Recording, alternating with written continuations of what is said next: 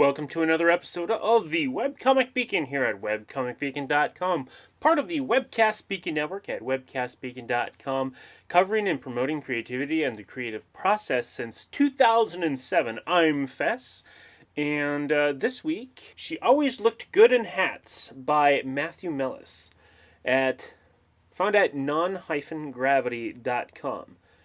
The creator does send me a synopsis of the comic, and as it is as follows. Out of work and deep in debt, Alice has a PhD and no prospects. But an old hat shop is hiring for the summer, and she always did look good in hats. Elevator pitch. Boom. Tells you everything you need to know. I read this comic when it was about when it had about 38 pages under its belt, and the creator says it's planned as a limited engagement set to end basically a year from now. So when it's all said and done, it should be a decent-sized thing for a one or two sitting read. So first up, let's review the website. It's functional at least, and there's a lot of dead space. White dead space. Which is really terrible when you have a grayscale or black and white comic. Dead space like this brings out the lazy eyes. The only real way that the website looks decent is if you narrow your viewing window to the size of the comic. Then the website is decent enough, though still lacking in attractiveness, but still functional. Sadly, the only color of the comic for the webcomic site is provided by the menu bar, which is at the very top of the page.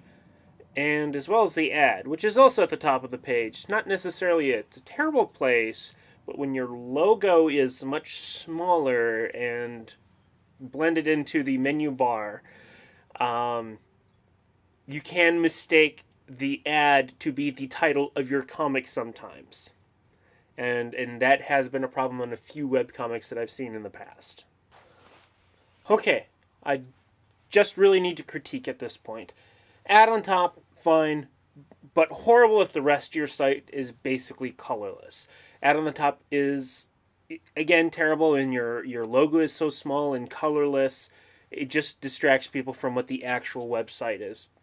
And even still, the logo isn't even the name of this comic. It's Non-Gravity, which is the name of the website that this comic is a part of. So it's a name of the hub website. So there's no branding for the name of the comic that I'm actually reading, which is actually still updating. Now, if this was strictly a portfolio website, and these were I'm reading through the archives or examples of this creator's work, I can sort of see that, but still if you're still updating the comic, you lose all branding. I thought I clicked on the wrong thing when I see Non-Gravity at the top of the page and not She Always Looked Good in Hats, which is the name of the webcomic that was submitted to me to be reviewed. So that's not quite a good thing. Okay. Below that, comic, navigation, quick links for pages. Yeah, that's fine, especially for a limited length story.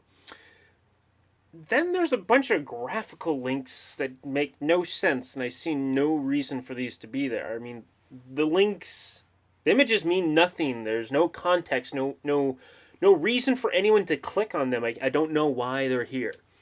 But underneath that, you do wrap up with a fairly decent social media sort of menu bar at the bottom, which is in grayscale.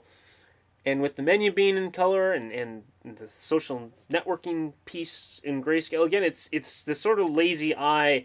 Everything is just sort of muted, and your eyes aren't quite attracted to, oh, that's the Facebook link, or that's the Twitter link, other than recognizing the letter there. I mean, maybe if you hovered your mouse over them, they colored up or something like that. It's functional enough, it's not pretty. Okay. That's enough badgering on the website. A very bad website for a webcomic, but it's still functional and fairly decently laid out, and I've seen much, much worse. Artwork! The art style looks to be a pen over pencil with an ink wash or watercolor. Everything looks to be done on real media, including the lettering, and I'm willing to bet very little, if anything, was done and posted digitally after the artwork was scanned in. With that, it does look a little sketchy in the sense that it was inked with hardly more than a couple of passes of the pen, if not just one. So the chips fall where they may, meaning consistency of the art design is not perfect, though it's still a fairly fluid art style. It's not rigid. I bet if the artist really took the time to really polish this comic, it would probably look different and much more refined. Still, I have nothing against art done in this manner. There are many other aspects and scenes of the comic that really show that the artist actually does know what he's doing. So don't outright dismiss this comic if you don't like the artwork right away. Now, onto the writing and the story. Okay, it's hard to describe the comic without really giving away the whole plot. Basically, it's an existential look at one's life after spending so much time and money on a college education and coming out of it with no job prospects. I guess I did just basically describe the comic without giving away the premise. But the plot mostly does revolve around hats. This is more of a plot-driven comic than a character-driven comic. Most every character is there to interact with the main character on her life and her issues. While there are moments of character development of non-main characters, it's not very deep, and I don't really care about any of them. The comic is just from the main character's perspective. Not necessarily a bad thing, but this really isn't the comic for me. The art is alright, but not a huge draw for me, and the writing is alright, but not really my pace. Though I think some people could really identify with the main character and enjoy this comic. And that was She Always Looked Good in Hats by Matthew Mathis, found at non-gravity.com. And now, Comic of the Week! This week's Comic of the Week is Sandra and Woo by Oliver and Powree, found at sandraandwoo.com. Sandra and Woo. Now, this is a comic I've been following for actually a long time. It's one of those comics that sort of curts a little back and forth between how straight-played it is.